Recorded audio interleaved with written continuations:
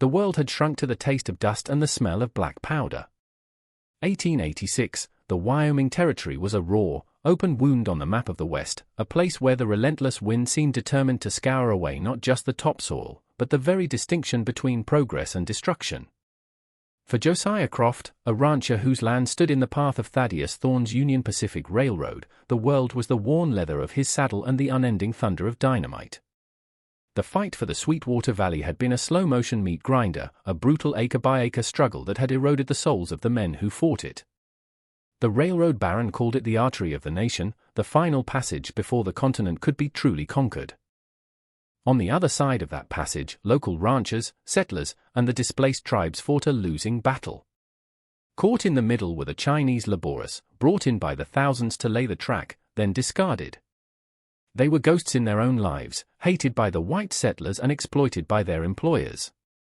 Wei, the unforgiving leader of the local Tong, had ordered his people to resist, to vanish into the hills, to fight to the last. There was no surrender in their vocabulary. That was the catechism Meiling had learned by heart, a lesson reinforced by the death of her husband, his body broken by a rockslide during a poorly planned blasting operation. He was one ghost among thousands. So when Josiah and his men stumbled upon a hidden encampment in an abandoned silver mine north of his property, they expected only two outcomes: a final, desperate fight with hatchets and improvised weapons, or the grim silence of mass suicide, a horror whispered about in the bunkhouses. What they found instead was a handful of terrified, half-starved Chinese men and a small group of women, their traditional silk tunics tattered and stained with grime and rock dust. Among them was Mai Ling.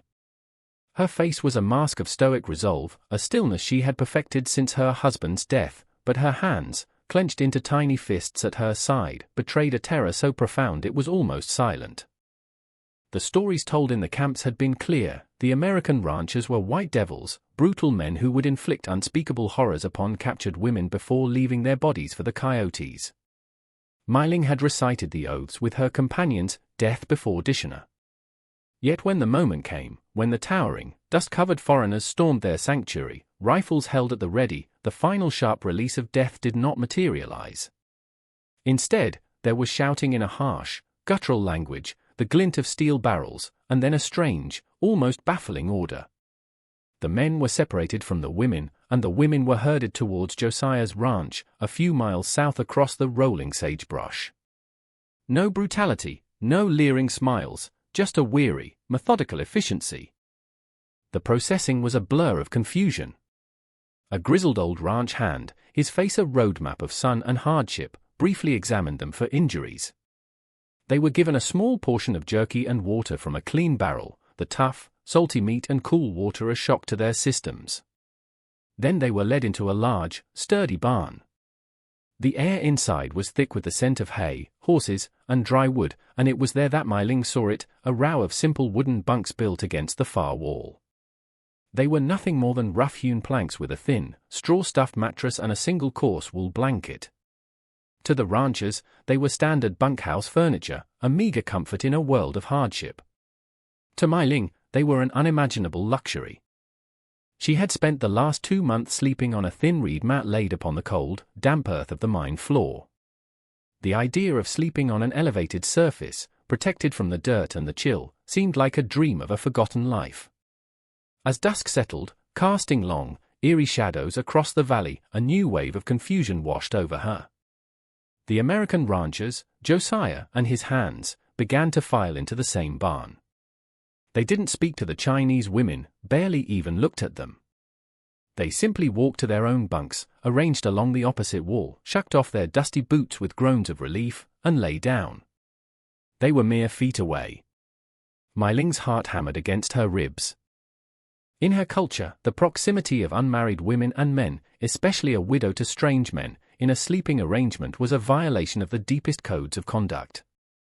It was a prelude to shame, an invitation to dishonor, a desecration of her husband's memory. She and the other women exchanged fleeting, terrified glances. They were trapped. The devils were all around them. Yet, as the minutes turned into an hour, nothing happened. The only sounds were the distant boom of railroad dynamite, the mournful cry of a coyote, and the soft, steady breathing of the sleeping men.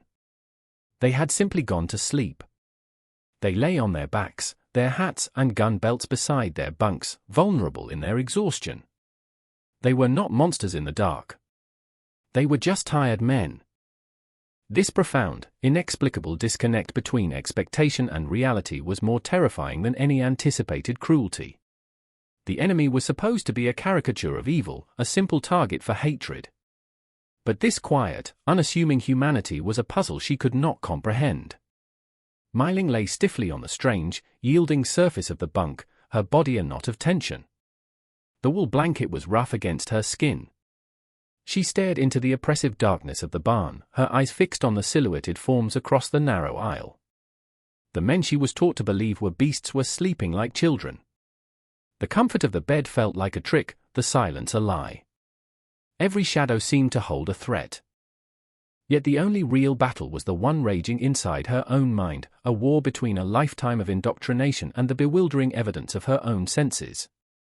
The dawn arrived not with light, but with a change in the cadence of violence. The morning brought the frantic crackle of rifle fire and the sharper explosions of dynamite, closer now. Myling had not slept. The great unspoken terror of the night had dissolved into a grey, anticlimactic morning. The ranchers awoke with the practiced groans of exhausted men. Josiah Croft felt the familiar ache in his lower back as he sat up. His eye scanned the barn, first checking on his own men, and finally on the silent row of Chinese women. He saw the dark circles under their eyes, the rigid way they held themselves. His gaze briefly met Myling's before she quickly looked away, her head bowed. There was a small, festering cut on her hand, which he had noticed yesterday. It needed cleaning.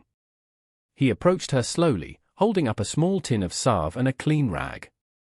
"It's okay," he said, his voice soft, the tone he reserved for spooked horses. Myling flinched. Josiah stopped, holding his hands out, palms open to show he held no weapon. He pointed to her cut, then to his tin of salve, a simple pantomime of help. After a long, tense moment, she hesitantly extended her hand. His touch was professional and surprisingly gentle. When he was done, he wrapped a clean strip of cloth around her palm. He offered a small, tired smile that didn't quite reach his eyes, then retreated. Myling stared at the white bandage. It was a stark, clean mark against her dirt-stained skin. Devils did not tend to the wounds of their victims. "Don't get too friendly with them, Josiah," a voice grumbled beside him. It was Hank, a wiry older ranch hand whose face was a permanent mask of suspicion. "My brother was killed by tong hatchet men building the pass at Donna. They don't deserve our bandages." "She's a woman, Hank." "And that cut could go bad," Josiah replied. "She's one of them," Hank shot back. "I see the way she watches everything. Her eyes ain't scared. They're counting. Counting men, counting rifles." That evening, the routine repeated itself. This time, Myling watched Josiah. She saw him meticulously clean his rifle, his movements patient and deliberate. She saw him sit on the edge of his bunk and pull a worn leather wallet from his vest pocket. He opened it and stared for a long time at a small, creased photograph inside. A flicker of an unfamiliar emotion crossed his face, a deep, painful longing that was so intensely personal, it felt like a secret she had stumbled upon. It was an expression she understood perfectly. It was the look of a person who desperately wanted to be somewhere else with someone else, someone they had lost. The broad, monolithic fear of the white devil was beginning to fracture, replaced by 1,000 smaller, more complex questions about this one man. He was not a monster. He was a rancher who bandaged his enemy's hand and carried a picture of a loved one in his pocket. The logic of the conflict, as she had been taught it, was simple: resist or die. But nothing about this barn was simple. How were you supposed to react to kindness from your sworn enemy? Several days bled into one another. The distant thunder of Thorne's railroad crews was a constant companion. Inside the barn, a fragile, unspoken truce had formed. Hank's suspicion, however, had curdled into a palpable hostility. He watched Myling with a hawk's intensity. The reveal, when it came, was not what he expected. It arrived with a scream and a flash of orange fire. Thorne's men, in a bold move to drive Josiah off his land for good, launched a direct raid on the ranch house and barn at dusk. It was an extermination. Sticks of dynamite arced through the twilight sky. The world dissolved into a cacophony of splintering wood, the terrified shrieks of horses, and the screams of men. The air, thick moments before with hay and sweat, now tasted of burnt powder and iron. Josiah was thrown against a support beam, his head ringing. He scrambled to his feet, a frantic calm descending over him. Men were groaning. One ranch hand lay eerily still. And Daniel, the young ranch hand Josiah had been mentoring, was on the ground, a large dark stain rapidly spreading across his chest from a wound high on his shoulder. In the chaos, Hank scrambled for his rifle, his eyes darting to the Chinese women. On the ground, all of you, he shrieked. To him, this was the moment he had predicted. Josiah saw Daniel and knew it was bad. A wood splinter had acted like shrapnel, severing an artery. Daniel's face was already a ghastly pale white. "I need pressure on Daniel," he yelled over his shoulder to anyone who could hear. But the other able-bodied men were either wounded, in shock, or returning fire. Hank was too busy keeping his rifle aimed at the huddled women. Daniel was bleeding out. Mei-ling saw it all in a series of stark, terrifying snapshots. She saw the pulsing wound on Daniel's shoulder and knew, with the certainty of her limited training, her father in their village had been a healer, that he had only moments to live. The voice of the Tong leader screamed in her head, "The enemy is weak. This is your chance." But another image pushed its way through the panic, Josiah gently bandaging her hand, Josiah looking at the worn photograph in his wallet. Hank bellowed at her again. But Mei-ling was no longer listening to him. She scrambled on her hands and knees, crossing the invisible line that divided the barn. She ignored Hank's rifle, ignored the shouts, and fell to her knees beside the dying young man. Without hesitating, she pressed the heel of her hand directly into the wound, pushing down with all her weight. The gush of hot blood soaked her hands and forearms, shocking in its warmth. She leaned in, her small frame trembling, using her body to apply the desperate, life-saving pressure. The raid ended as suddenly as it began. An unearthly silence descended, punctuated by the whimpers of the wounded. Josiah, having stabilized another man, turned and saw the scene. He froze. The Chinese widow, the quiet prisoner, was covered in an American rancher's blood, her face a mask of intense concentration, her hand saving his man's life. Hank stood over her, his rifle still leveled, his expression a disbelieving wreck of confusion and shock. The lines were gone. There was no American side or Chinese side. There was only the living, the dying, and a single, impossible act of mercy. In the adrenaline-fueled aftermath, Mei-ling became Josiah's silent, efficient deputy. There was no language between them, only the universal syntax of triage. She held a compress on one man's leg while Josiah stitched a deep gash on another. Hank simply stood, his rifle lowered, a statue of obsolete conviction. When the last of the wounded, including a stabilized Daniel, were made as comfortable as possible, Mei-ling finally stood up, her hands and forearms coated in drying blood. She turned to rejoin the other Chinese women, but as she approached, they shrank away from her. One of them whispered the word, "Hanjin, traitor." Her act of mercy was, to them, an act of ultimate betrayal. In saving an enemy's life, she had become an outcast among her own people. Josiah saw the exchange. A few minutes later, he approached her, holding out a bucket and a basin of clean water. He said nothing, simply set it down before her and walked away. The act was louder than any words. As Mei-ling plunged her hands into the cool water, watching the American's blood swirl and dissipate, she felt a strange and terrifying sense of release. She was unmoored, adrift between two worlds, belonging to neither. News of the incident traveled with the speed of frontier gossip. By the next afternoon, it reached Mr. Finch, an agent for Thaddeus Thorne's railroad. He was a man who saw the world as a collection of assets and liabilities. He arrived in a buggy that was conspicuously clean, his suit crisp. "Mr. Croft," Finch began, his tone disarmingly casual. "I understand you have a cooperative asset among the Chinese you're harboring." Mr. Thorne is desperate for information on Wei's main stronghold in the Blackstone Hills. I'm here to ask her a few questions. The interrogation took place in the ranch's main house. Myling sat on a wooden chair, her hands clasped so tightly her knuckles were white. Finch unrolled a topographical map.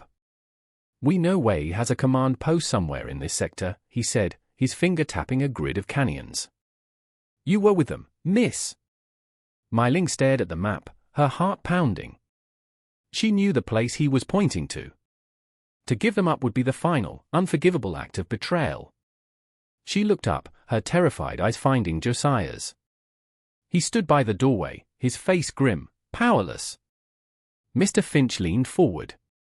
Young Daniel has a mother and 2 sisters back in Laramie. You saved their son. Help us save more American sons. Tell me where the stronghold is. Her past and her present converged in that single, terrible question. Her mind, a whirlwind of fear and duty, finally found a still point of clarity. It wasn't about choosing a side, it was about choosing a meaning for the blood that was on her hands. She took a slow, steadying breath. I cannot tell you about Wei's stronghold, she said, her voice barely a whisper, yet clear and firm. The translator relayed the words. Mr. Finch's expression tightened, but Myling continued, I can tell you something else. 2 days ago, I overheard a plan to attack a settler wagon train passing through the Aspen Creek Pass. She pointed to a different spot on the map, miles from the Blackstone Hills. It is a trap, meant to provoke the cavalry. And the ones sent to attack are not Tong fighters. They are simple laborious, old men and boys given old rifles, told to make a final stand. Your soldiers will walk into a slaughter for both sides. Finch stared at her, then at the map. The information was specific, tactical, and, if true, incredibly valuable. It was also verifiable. He gave a curt nod. We will look into it. As Josiah walked Myling back to the barn, he paused. Why? He asked, the single word encompassing 100 questions. Myling looked at the white cloth still faintly visible on her palm. The men you fight, the Tong, they have chosen their path, she said softly. Those old men and boys, they have not. Your Daniel has a family.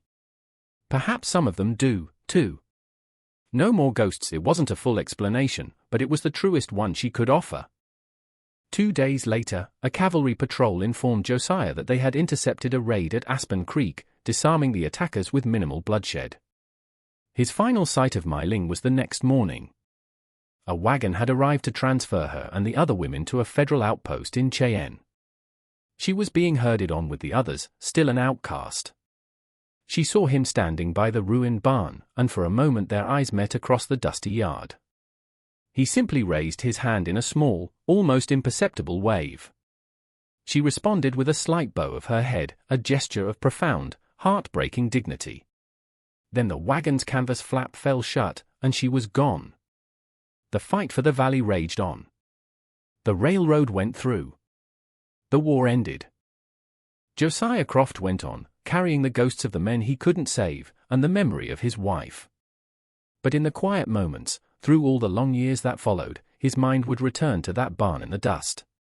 He would remember the impossible choice and the quiet courage of a young widow who, caught between 2 warring worlds, chose to create a small, defiant piece of her own. She had not saved a cause or won a fight, but she had saved a piece of their shared humanity. And in the deafening silence after the last shot was fired, that small echo was the only victory that truly mattered.